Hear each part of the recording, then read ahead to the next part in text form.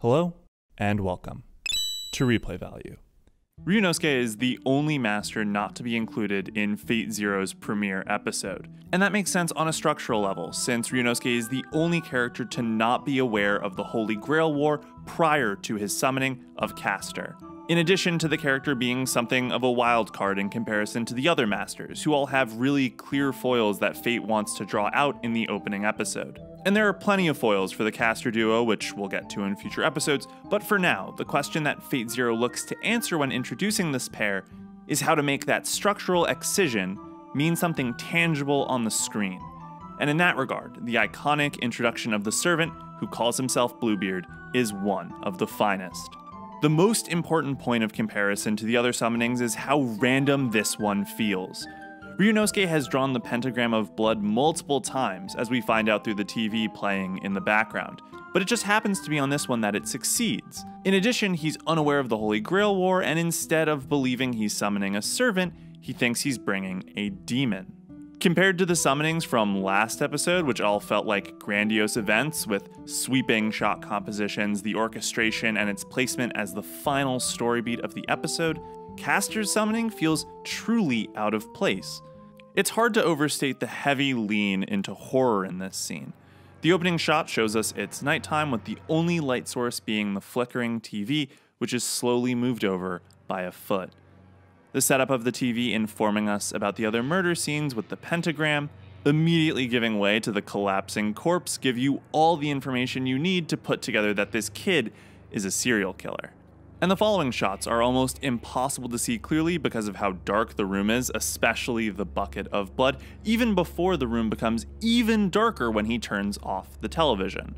His self-introduction to his captive, where he debates the existence of demons and whether it's appropriate to call people demons if demons do exist, comes off as extremely casual, making him seem eerily comfortable with his actions if his conversation with the corpse didn't already. His explanation to the captive gives him a tendency for dramatic flair, and a little bit of self-importance, as though even the people he's about to kill would want to know his thoughts on demons' existence.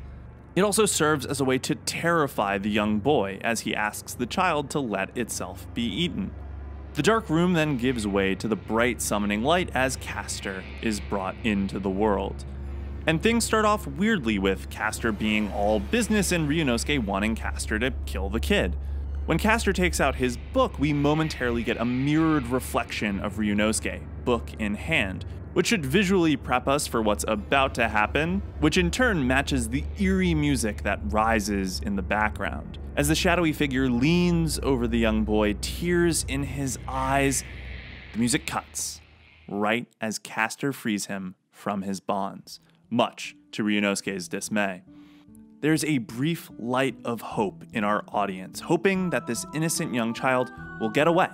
The fact that Castor ignored Ryunosuke's question earlier about whether the book had human skin on it, no less, leads to this idea that they might not be the same. As the young boy walks away and Ryunosuke protests, Castor raises his hand and silences him.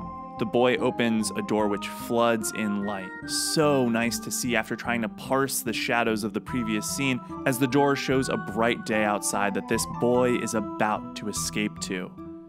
And as that light of hope shines,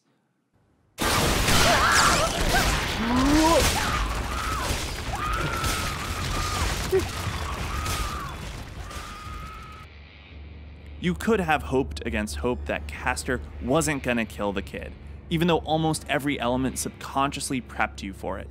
From his mirroring of Ryunosuke with the book, the music, and of course the false lighting, we knew it was night from the opening shot, so why was it daytime in this one?